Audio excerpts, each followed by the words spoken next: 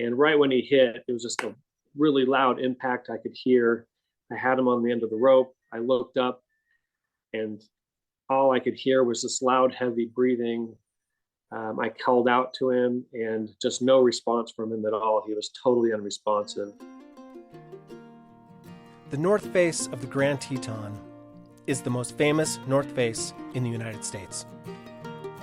That's according to Lee Ortenberger and Rennie Jackson, the authors of A Climber's Guide to the Teton Range. If there were ever a climbing Bible for the Tetons, that guide would be it.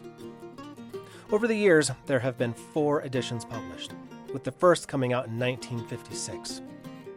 In choosing the cover for that first edition, Ortenberger chose none other than the north face of the Grand to illustrate the beauty and grandeur of the Tetons. In the later editions, the authors write, "While the north face has lost some of its attraction over the years, it remains a worthwhile mountaineering objective involving a variety of terrain, including glacier ice, wet chimneys, and rock climbing on an impressive exposed face. There is significant rockfall hazard on this route, mostly in the region below the first ledge. The length of the climb requires relatively fast climbing to avoid benighment." Thanks for tuning in to another episode of The Fine Line. I'm Matt Hansen. The north face of the Grand is not only regarded as a classic test piece for Teton climbers, it is also the site of one of the most famous mountain rescues in the history of North America. On August 22, 1967, the Jenny Lake Rangers responded to help Gaylord Campbell, a climber who was struck by rockfall near the summit of the north face and sustained a compound fracture to his lower leg. Over the next 3 days, a team of 7 rangers used ropes and a litter to lower Campbell over the multiple ledges, vertical chimneys, and rotten rock of the north face. They saved his life, and the Jenny Lakers forever cemented their place in the lore of mountain rescue. That rescue was certainly on the minds of climbers Jim Dahle and Christian Feinhauer when they laced up their shoes and threw on their harnesses to attempt the north face last summer. Perhaps it was fate that their chosen day to climb was August 21st, 58 years to the day after Campbell's accident. Of course, a lot has changed after nearly 6 decades. The gear, the technology, the very culture of climbing. What hasn't is the will of a climber to reach the summit of a huge mountain face, the bravery of those who respond to accidents in such difficult places, and, lest we forget, the rock itself. Our story of the most famous face in the Tetons begins right after this. Hey, I'm Colby Cox, co-founder of Roadhouse Brewing. We're stoked to bring you this episode of The Fine Line. As a paraglider, skier, dad, and homebrewer turned brewery owner, I chase the weird, the wild, and the wonderful. I believe in pushing boundaries, following fish, flying into the clouds, and coming back with a story. But the backcountry doesn't always let you write the ending.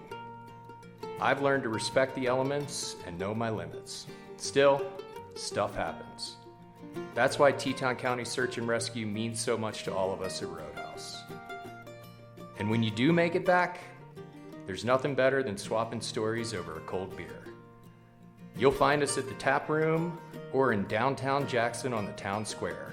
Weeknights, weekends, there's never a wrong time to raise a glass to making it home. So stay safe out there, and remember, don't be late to happy hour. You can check us out on Instagram at Roadhouse Beer, or look at our website, roadhousebrewery.com. I got to go way back if we're going to talk about my love affair with the Tetons. The first time I went to the Tetons, I was 21. I was in college. I recruited 3 friends, and we went to go climb the Grand Teton. It was a September trip, so it was a little bit colder, I think, than most of my other trips. But we went up and ended up climbing the Upper Exum Ridge when I was 21 years old. My name is Jim Dahle. I live in Sandy, Utah. I'm an emergency physician by training, and right now I actually have 2 part-time jobs, one practicing medicine in the emergency department, and the other is running a blog, essentially, a website called The White Coat Investor, which I founded about 14 years ago, and where I help doctors stop doing dumb stuff with their money. I'm a married father of four. My children range from 9 to 20 years old, and just celebrated our 25th wedding anniversary last summer. So it's been a pretty good long run as a family together. I started climbing as a teenager as part of the Boy Scout program. Essentially, our Boy Scout leader, where I grew up in Anchorage, happened to be a Denali guide. And that's who taught me to climb. You know, we learned with body belays initially, just on the crags south of Anchorage. The first big climb I did was Denali when I was 17 years old. And after returning from that, decided that wasn't something that I could leave behind me and I was going to continue to do throughout my life. And so I took up traditional and sport climbing, and particularly have always enjoyed long routes in the mountains. Since that first trip up the Grand as a 21-year-old, Jim Dahle has returned to the Tetons every 2 to 3 years to do another climb. And there was always one in particular that kept catching his eye. And so over the course of, most of 3 decades, I've climbed the Grand a dozen times, and by a number of routes. I've done the complete Exum, the Petzold Ridge, I've done the North Ridge as part of the, Cathedral Traverse, climbed Tewanat and climbed Mount Owen, and climbed the middle by multiple routes, and the South Teton, and been over on Mount Moran, and spent quite a bit of time in the Tetons with various different people, members of my family, climbing partners, etc. We've done a lot of the, not as high routes, things like Open Book, Irene's Arret, Guides Wall, just kind of ticking off classics in the Tetons. If any book gives it 3 stars, we're pretty interested in the route if it's within our ability.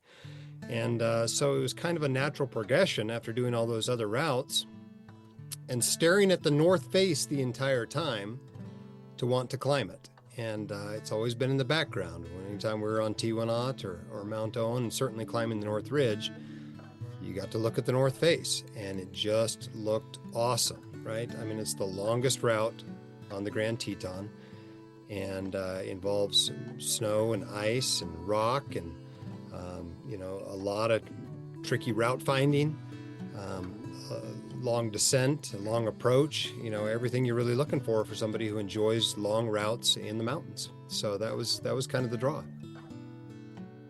The most important thing with any climb, I think most climbers will agree with this, is the selection of your partner. And so that was a relatively easy decision for me. I went to my longtime climbing partner, Christian Feinhauer. I started climbing with Christian back in medical school in my mid-20s. He's also an emergency physician, and we've climbed all over the country together in the past.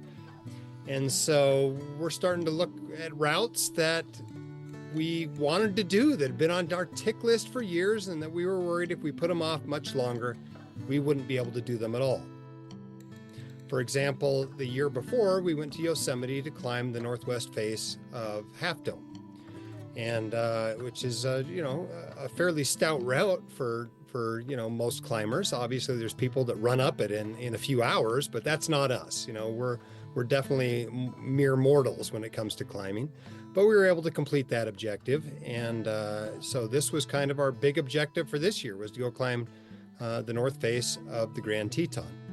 It's a classic route, but I don't think it's climbed nearly as often as a lot of the other routes. We knew it was kind of more serious in terms of just a really big day, a really long, complex route. Doing research before the climb, like looking for beta, actually was surprisingly sparse for a route that's supposed to be so classic. So my name is Christian Feinhauer. I live in Salt Lake City. I'm an emergency medicine physician. I work mainly around Ogden and Layton, Utah. I'm married. I have a wife and 3 daughters. And I have been rock climbing for most of my life, since I was about a teenager. And preparation for it was pretty similar to other Teton climbs we've done. For example, you try to learn everything you can about the route. I've got a handful of Teton guidebooks on my bookshelf, and of course, read all of those. Read every trip report we could find on the internet. Watched the video about the rescue on the North Face in 1967. and, read all about that and basically found everything out about the route that we could. And the interesting thing as you do that is you get a pretty good description of the route from the guano chimney up. But there is no good description of the route below the guano chimney, at least from the time you leave the Bergstrand of the glacier to the guano chimney. And that turned out to be where we ran into trouble anyway. Our plan was to knock it out in a day. Now, we knew there was a possibility we might have to escape the route early. We knew there was a possibility that we may be descending in the dark. Well, our goal was to hit the face at first light. And so we planned to do the entire approach in the dark. I think we left the trailhead at 1 a.m. On the way up in the darkness, the only surprise they encountered was a big old porcupine in the middle of the trail. At Amphitheater Lake, Jim snapped a photo of the reflection of the moon. Then they filtered some water from the lake, and they continued onward. From there, you basically leave the trail. The trail or the route descends down over below the east face of the Grand Teton, and then you muddle around in the moraine for a while. Big, huge rocks, scree, etc., and you work your way up to the base of the glacier. That's a little bit of a unique aspect of the North Face, is you have to go up Teton Glacier. And, in August, it's all ice. There's not much snow that you're sinking into. And so you definitely need the crampons. You definitely need an ice axe. At the head of the Teton Glacier, the climbers encountered a Bergstrand, a deep crevasse that forms when the moving snow of the glacier pulls away from the rock face. Climbers attempting the North Face approach this feature with trepidation, because you never know how big the Schrund will be. To Jim and Christian's relief, it was an easy step over, and at long last, they were ready to start climbing. We're roped up and racked up and rock shoes on, and we're thrilled at this point. Now, we know we have a lot of rock ahead of us, and we know that there are some limits as far as how much time we have to complete the route. So we're trying to be speedy. But we're all excitement at this point. There's nothing bad happening. It's a beautiful day. There's not a cloud in the sky. There's no wind. And, it's a beautiful morning in the Tetons. It's exactly why you go up there, is to have experiences like we were having at that point of the day. At this point in our interview, I asked Jim what I thought was a kind of dumb but obvious question. When you get up to the base of the North Face and you're looking up at all that rock, how do you know which way to go? The Tetons are notorious for having tricky route finding. Just about every route in the Tetons has some areas where, you have to look around a little bit and figure out the best way to go. And usually the best way to go is the easiest way to go. That's usually your guideline. You think, if I was the first ascensionist, which way would I go? And that's almost always the route you should be on. Some routes are better described than others. The more often it does, the more beta is out there and the more you're going to find in the guidebooks about it. But even then, there's often a lot of scouting around in the Tetons. Sometimes it's very obvious where you go. For example, there are named pitches on most of these routes in the Tetons. You've got the V pitch on the upper Exum and the friction pitch. When you're on those pitches, it's pretty definitive where you need to be going. On the North Face, there's pitches like the Guano Chimney, and we could see the Guano Chimney from the glacier. We could see it way up above us, but that was really the first named pitch on the route for us. Below the Guano Chimney, the North Face of the Grand Teton route is not that well defined and not that easy to figure out where to go. And so even if you have all the pictures that exist on the internet or in guidebooks, they don't always match each other. And there is no blow-by-blow description of this portion of the route. There's probably 4 or 5 rope lengths there where you pick the easiest way, and the route's supposed to be 5/8, so if it's feeling harder than 5/8, you're probably off route and need to find a better path. But in our case, the first obstacle was getting around some snow that was above the Bergstrand, and so I just climbed as best I could to avoid that snow, and then back to a ledge in what seemed like the appropriate corner to be going up, and found a ledge to belay on and bring Christian up off the glacier. So Jim took the first lead. right off the Berks Run there. So he did the first pitch, set a belay, and then I followed up, and then I took the second pitch. So we were kind of swapping leads. So, like I said, the route finding is a bit challenging. I got to one point I was wanting to set my anchor at the top of the second pitch, but there just wasn't very good quality rock where I was. So I actually ended up down climbing a little bit to find a good ledge where there was some solid rock that I could set an anchor. And then I brought Jim up behind me. And then it was his turn to lead the third pitch. There's all these ledges on the north face of the Grand Teton, the first ledge and the second ledge and the third ledge and the fourth ledge. And, the climb down into the V and the guano chimney and all these, cool things I was looking forward to seeing on the north face route. I never got to see any of that because this was the last pitch we did. And I looked for the best way to go and thought I saw a corner that seemed to have protection in it and seemed to be 5/8 or easier. And I thought that was probably the way to go. And so I started up it. And that's where the rock quality was kind of deteriorating. And I think Jim was trying to work his way a bit more right.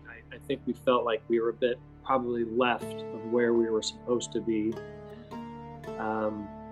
So I was, belaying him. He was leading, placing gear as he went up. And he started to tell me, yeah, there's some loose rock here. And I could even see little bits of rock that would fall off as he was climbing up. And at one point, like I said, he's in this dihedral that got a bit steeper. And I could tell he was about to get to a ledge where the climbing looked like it would get a little bit easier. And I had put in 3 pieces of gear and then a 4th piece that I thought probably wasn't that awesome. At this point, the rock was a little bit loose. And that last piece might have just been psychological protection. It probably wasn't going to stop a big fall. Maybe it would have stopped a short one. And then continued up the corner. And one of the last things I remember for the next 4 or 5 days was that all 4 of my holds were loose. And I look up and see that the terrain gets easier in 5 or 6 more feet. And the rock looked better up there, and figured if I just got up to there, everything would be all good. And I'd be able to keep going on the route and find a good belay ledge up there. So I was belaying him, and I saw him reach up to the right, kind of going for that ledge I was describing. But the handhold he grabbed onto really just broke right off. And so that's when he fell. He sort of glanced off an intermediate ledge, but he just kept falling. So it was obvious to me that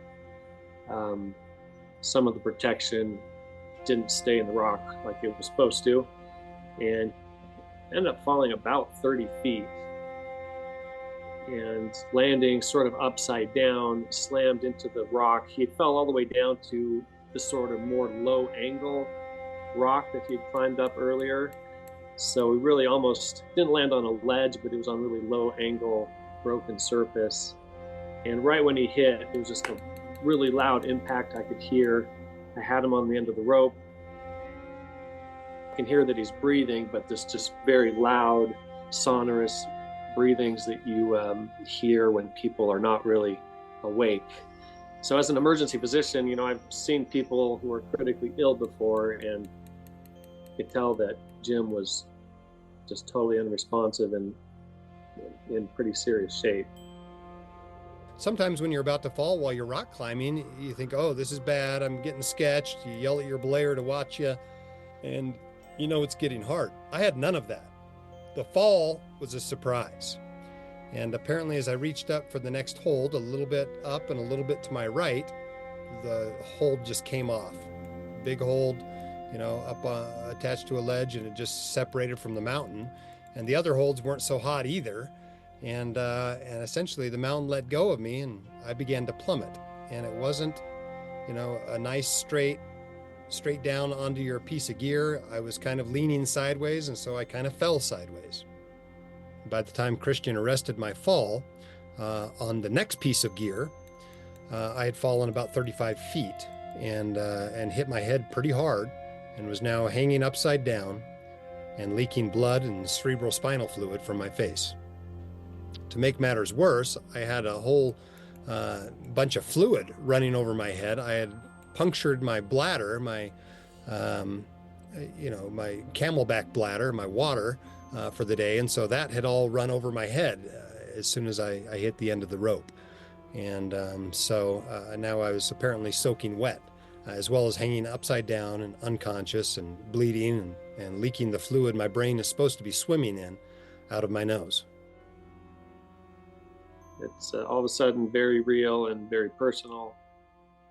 So as I'm sitting there calling out to him, it became pretty clear that I was going to have to do something. I couldn't just sit there and hold the rope. So I was able to tie him off and escape the belay. Thankfully, like I said, he was on low angle terrain, so he wasn't putting his full weight on the rope. So I know I didn't really have a lot of like ascending gear or anything that I may have needed to escape the belay if it was a different situation, but I was able to escape the belay, tie him off so he was secured to the rope to our anchor.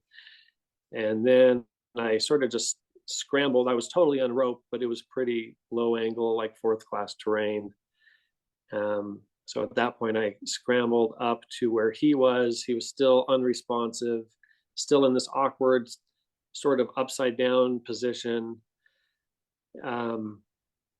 So I decided I probably needed to get him kind of pointed upright, so that would help his breathing.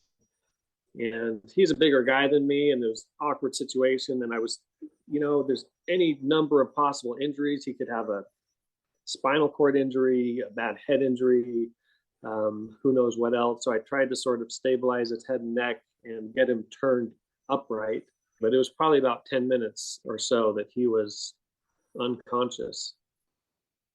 When he first woke up, he was definitely had signs of a pretty significant head injury.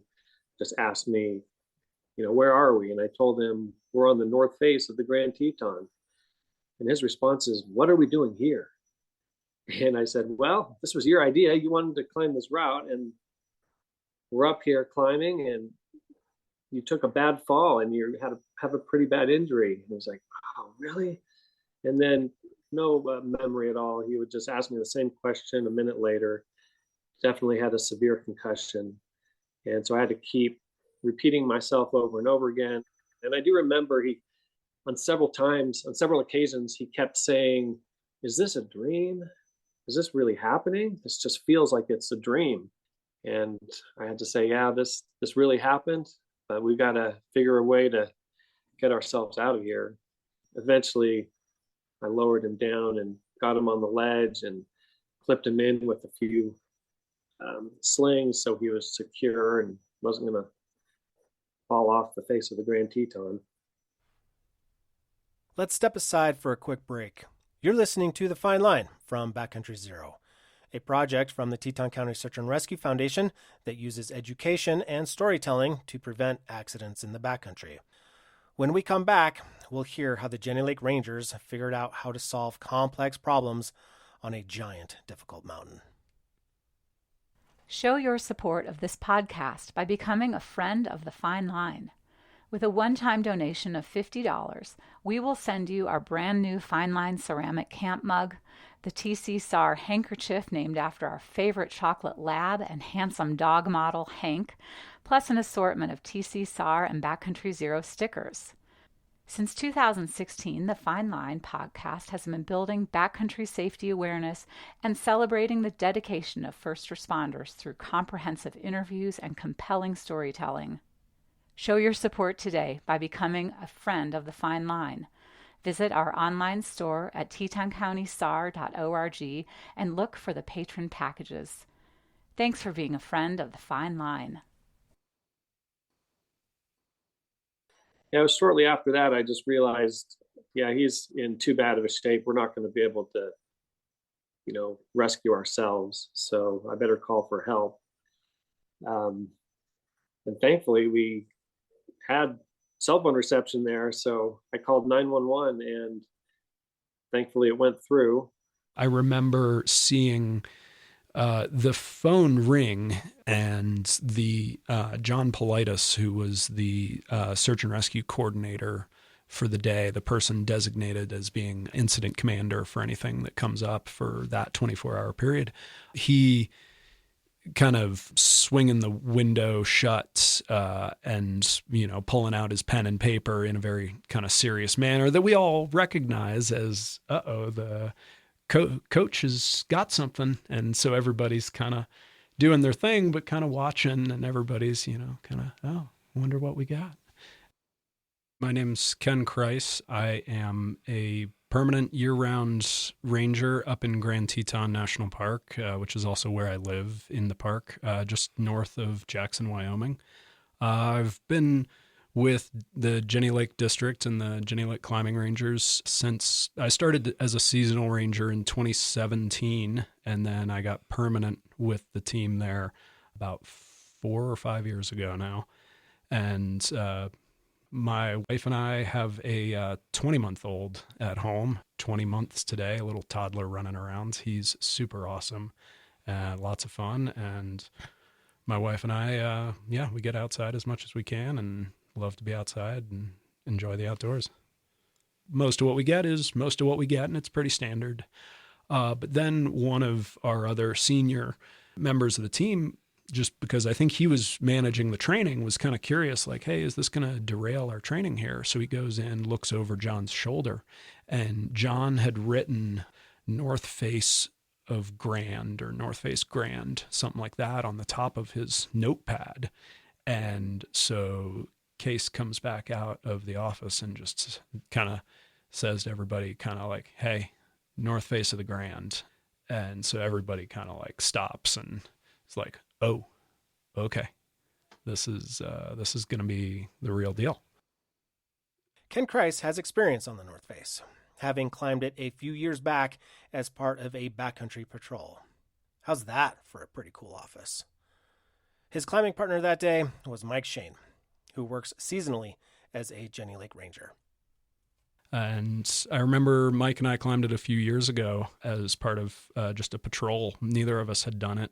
We'd both been working in Jenny Lake for a few years and felt like that was a significant gap in our Teton climbing ranger resume, was, seeing that in person. So, as you say, being underneath it, seeing it from the valley, it's a massive face, and pretty much any climber, I think, since about the 1930s in the Tetons has wanted to climb that. It is the site of a couple famous rescues for our team, and it's a classic North Face route. If you're an alpine climber in North America, you know about it. For one, it's big. It's remote. There's no easy way to get to the base of it or down from the base of the North Face. Even if you were just standing at the base and you had a sprained ankle, like you're a ways out there. The North Face is famous for pretty significant rockfall hazard. People have been injured and needed rescue from just getting hit by natural rockfall, which is a hazard as a climber, of course, but then also can be a serious hazard as a rescuer. And more so if you're going to start talking about flying helicopters near the North Face, when you could have rocks whizzing down from above. It's big, serious alpine terrain, to hear that, okay, today's the day we got a rescue on the North Face of the Grand. We all knew it's game time. As the plan came together to figure out how to get Jim and Christian off the mountain, the Rangers issued a request to Teton County Search and Rescue to use the county's SAR helicopter and pilot. So just a quick backstory to help you understand what's going on when you see the Teton County Search and Rescue's red helicopter doing rescues in Grand Teton National Park. After Teton County Search and Rescue obtained its own year-round rescue helicopter in the fall of 2023, the Jenny Lake Rangers began to request this ship and pilot more frequently for rescues within Grand Teton National Park. In the summer of 2024, the park requested and used the Teton County SAR ship on more than 20 missions. These park missions, which are flown by one of the county's 2 SAR pilots, are usually staffed by park personnel, such as Ken and his fellow rangers. However, both within and outside the park, the Jenny Lake Rangers and Teton County Search and Rescue will occasionally integrate personnel when necessary to accomplish a mission. This partnership is unique in the SAR world, where you have a team of volunteers partnering with federal employees, and vice versa. For this mission, Ken Kreis was just one ranger on the helicopter team. The others included Case Martin and Mike Shane, with the pilot being Jon Bourke from Teton County Search and Rescue. As is always the case, we want to get folks out of the mountains as quickly and efficiently and safely as possible. And often that means a helicopter if it's feasible. And so then the question very clearly was going to be, well, is this feasible? I got tasked with Mike as being kind of the initial 2 rescuers to go on scene or try to get on scene with the helicopter. And we had equipment with us, if necessary, either be dropped below the face on the glacier and potentially climb up. As Jim said, they were only a couple pitches up, so we could have climbed up to them. Or if we could have gotten in somewhere else above them, but not directly to where they were located, we could have rappelled down to them and then go from there. We had, I think, another team of rescuers ready to go behind us, come in by helicopter, and then we had other folks getting ready to basically go as a climbing team, strictly as a climbing team, and going by ground, whether that meant landing at the lower saddle and coming around on the second ledge and down. And we just hadn't even gone up to do a recon flight of the scene. And so it was, at that point, it was really just kind of all options are on the table. We're either going to go straight to them, we're going to go up to them, or we're going to go down to them. Like, we're going to get there somehow. So we hop in the helicopter, we go to make what we call a reconnaissance flight, where we basically fly over, try and see them from the air, feel out what the winds in the area are doing, and then kind of make an initial plan. So yeah, we fly up into Glacier Gulch. It takes us a couple minutes flying around, where we Jon starts flying up higher, where he's got plenty of air and plenty of space, and then he's slowly kind of circling lower as he's feeling out the air and making sure he's comfortable in there. And then as we're starting to get a little lower, I think I was the one who initially spotted, I feel like it was a red jacket maybe that I saw from the air. And yeah, we were kind of curious where exactly on the route you guys were. We knew it wasn't terribly high up, but as you said, that the initial bit of the route is kind of nondescript. So then, eventually we spot you not terribly high up off the glacier, and then we go in. I think Jon made a pretty close recon, kind of checking to see if he would have rotor clearance and if the winds would allow to even think about attempting to short haul straight into the scene. As I was talking about, one of the hazards of the North Face for both climbers and rescuing is rockfall, but the lower portion of the route kind of is off to the left, and you guys hadn't quite reached the point where you would traverse to the right and get into the Guano Chimney, and that's kind of the point where you end up with a couple thousand more feet of rock above you. And so where you guys were, definitely not devoid of hazard, but it did not have the level of overhead hazard that would have been in play had you guys, say, been on the first ledge. And so that was something we were happy for, and just was fortunate in the situation. Seemed like we might be able to at least try the short haul. So then we go back. We fly away, which I think is sometimes a disheartening moment for folks who think they're about to get rescued. But I think Jon had coached Christian that was going to happen. And then the helicopter turns around and flies away. So I'm there, just me and Jim again. But I was pretty confident. I know those guys know what they're doing, and that they were coming up with a plan to get us off the side of the mountain. So we go back down to Lupin Meadows to the rescue cache. We actually shut down the helicopter. We all hop out because this is kind of a bigger operation with some complexities, and we're really being mindful to keep our operational tempo low because we want to be very mindful and intentional about what we're doing, risks that we're choosing to take, how we're going about it. And so we all go back into the rescue cache and kind of talk through what we saw and what we're thinking about a potential plan. And essentially the plan was, which is often kind of our hopeful plan A, is to attempt to short haul straight to the scene. And so we just got back into the cache and talked through the plan and kind of all confirmed that we each individually felt like it was doable and was reasonable.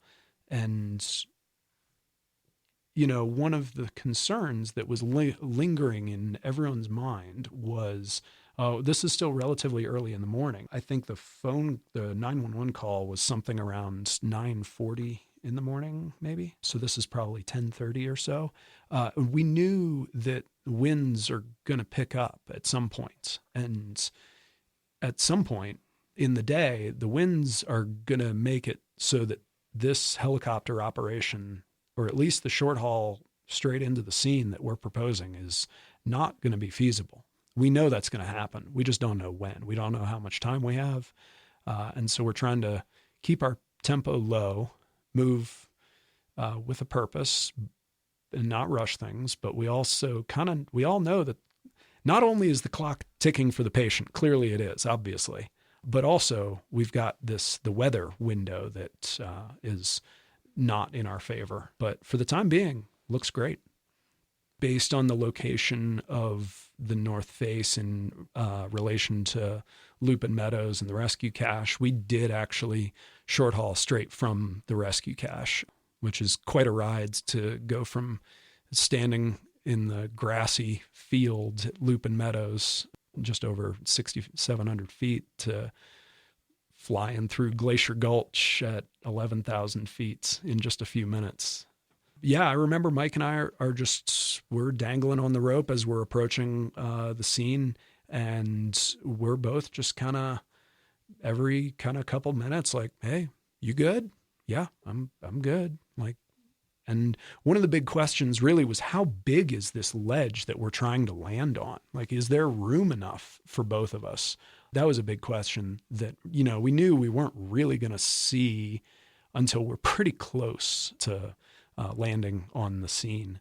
And, you know, we just, through the whole thing, we just kind of were like, yeah, feels good. I don't see a need to divert. And we go through our whole sequence, and then we're landing there on the ledge. We both clip into the anchor that looks pretty good, and we unclip from the rope, and ship flies away, and there we are.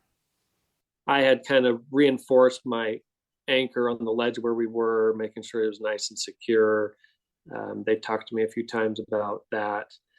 And then they just slowly lowered in these two guys. And once they got onto our ledge, they clipped into my anchor. They started assessing Jim. The helicopter was just kind of hovering off nearby. And, you know, obviously Jim was the most important thing they were concentrating on. You know, even before I really landed on the ledge, I was already kind of looking at my patient, and to be honest, was fairly pleased with what I saw. You know, when you hear head injury, unconscious, and all these things, you know, there are a lot of ways that can go that are less than ideal.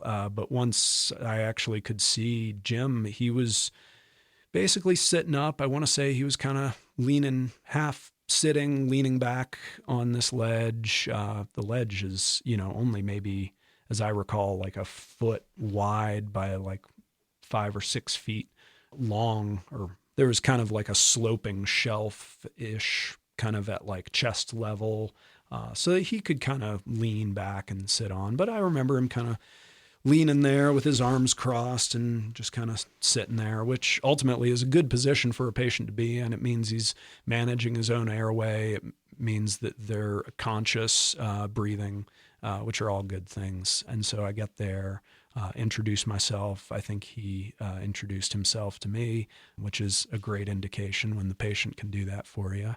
I could see he had a bunch of blood on his face, around his helmet. His helmet's busted up. And Jim, you were wearing sunglasses at the time when I got there. I was like, oh, could you go ahead and take those off for me? And I remember, I think it was your right eye, looked like you'd been in a pretty bad boxing match, big old black eye. I think it was pretty well swollen shut, and was just kind of like, okay, noted, got that. So I knew about the head injury, but there's not a lot we can do for a head injury in the field. Really, it was going to be a question of how can we get out of here quickest? And because we're not going to treat any of your underlying problems here on the side of the mountain, like we need to get out of here quick before the winds pick up and we get stuck here. I finished my rapid trauma assessment, which is basically just making sure that there's nothing actively killing you right now.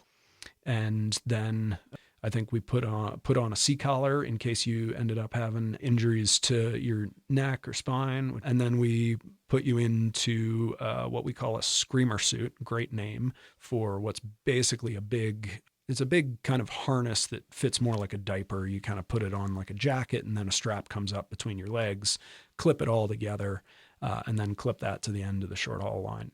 We're not staying and playing. We're getting the heck out of here. Once Jim gets situated in the screamer suit, Ken radios to the helicopter that they are ready for pickup.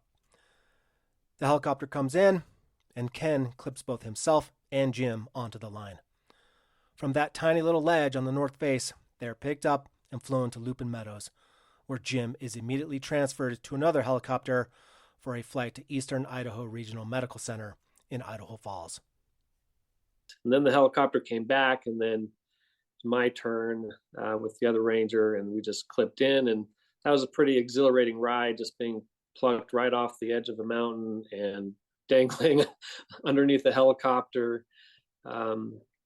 Pretty exciting, not the best circumstances, but a pretty exhilarating ride through the Tetons. I was flown to Eastern Idaho Regional Medical Center and arrived there to a fully assembled trauma team. And, when any trauma patient like that comes in, one of the first things you do once you're sure that their airway and breathing and vital signs are okay is you rush them to the scanner, and you do what we call a pan scan. They basically do a CAT scan from the top of my head to the bottom of my butt to find all the injuries that are significant. And so the list of injuries is fairly extensive. Probably the most serious one is what they call a Lefort 3 fracture. And what that is that's a fracture of multiple facial bones basically through your eye sockets. So I essentially broke my face off from my skull, is probably the best way for a layperson to understand the injury. This fracture wasn't displaced, there was just a crack through it. But that is where the brain fluid was leaking out. It was leaking out through this crack at the top of my nose and then out my nostrils. And so I had lost just about all of the fluid that my brain and spinal cord were supposed to be swimming in. They had just leaked out my nose over the course of the prior 3 hours. I had another fracture in my face, my zygomatic arch. I had a C7 transverse process fracture. So that's a broken neck, although not any sort of a spinal cord injury. I had broken my first rib on both sides, and I had a third-degree separation of my right acromioclavicular joint. So that's a shoulder separation. Basically, I'm going to have a pointy shoulder the rest of my life. It points up on the top. And then I had a perilunate dislocation and a scaphoid fracture in my left wrist. So as one of my hand surgeon friends says, that's the worst wrist injury. So I showed up in the ER with that still not reduced. And so the emergency physician reduced that dislocation and put my hand in a splint. I had a few facial fractures or a few facial lacerations. that had to be sutured up, and I had a big laceration in my knee that needed to be sutured up. But, no lung injuries, no internal bleeding, no bleeding around my brain. My brain wasn't even bruised. It had just lost all the fluid that was supposed to be around it, and obviously a pretty good concussion. So all things considered, feeling pretty lucky to be alive. And this is one of the interesting things that I don't know that I could have understood before this incident, but just this immense sense of gratitude, not only to be alive, but for everybody that had any part whatsoever in the rescue and taking care of me afterward. I didn't know somebody could feel as grateful as I felt afterward, knowing where I was. And while for Ken and Mike and the others, this might be relatively routine, there's a lot of risk in flying a helicopter within a few feet of the north face of the Grand Teton. And to have people willing to do that sort of thing for you, even though they've never even met you, gives you a pretty impressive sense of gratitude. Jim, I appreciate your gratitude, and I'm honored to be a part of it. And also, I think all of us all just really feel a lot of gratitude to be part of the team that we're on and working with all of our teammates. And, I'm sitting here and we're talking because I was the one on the ledge with you that day, or one of the two. But I'm well now, obviously, there's a whole team that was there involved, that it wouldn't have happened without them. And any number of them could have been sitting there in my shoes, and it would have gone at least as well as it did. Moving forward, once you get through the 3 sessions of PT every day, what's your outlook look like for climbing again and taking on big adventures like this?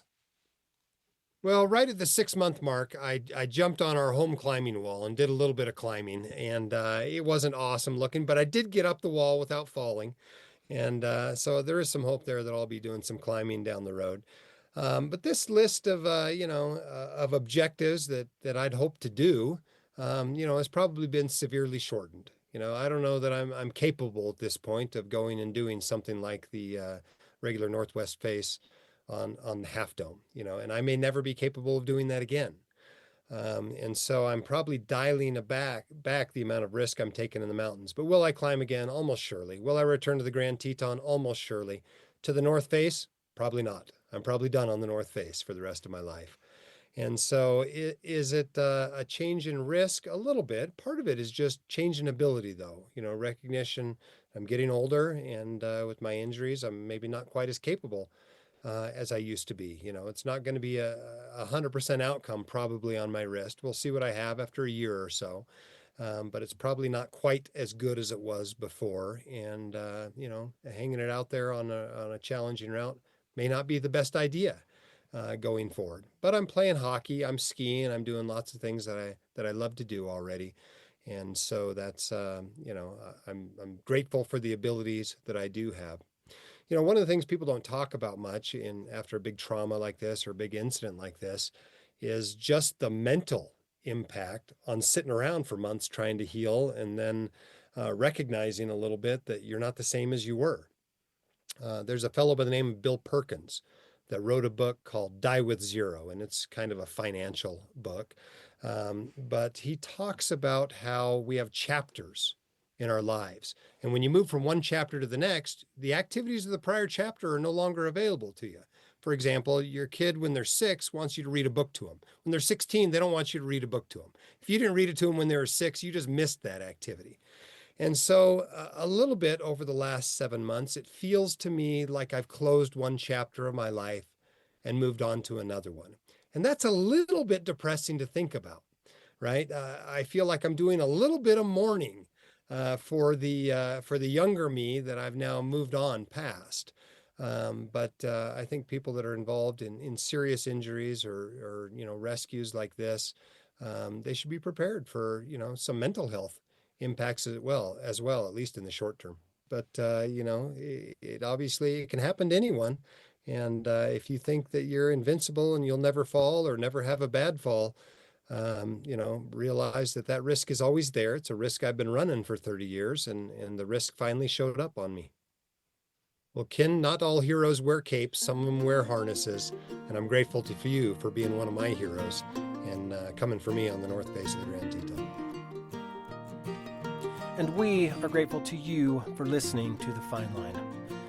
That was Jim Dahle and Christian Feinhauer, along with Jenny Lake Ranger Ken Kreis. The Fine Line is produced by the Teton County Search and Rescue Foundation as part of our Backcountry Zero programming. We are proud to feature local artists and musicians to give this podcast its character. Our theme song is by Ann and Pete Sibley, with additional music produced by Ben Winship. The original cover art is by Jen Reddy. Editing and sound are by Melinda Binks. And my name is Matt Hansen. Special thanks to Roadhouse Brewing for sponsoring this episode, and to the Jenny Lake Rangers for their help in coordinating this interview. Season 9 of The Fine Line is cruising right along. We'll be back with another episode in just a few weeks. Find out more at backcountryzero.com.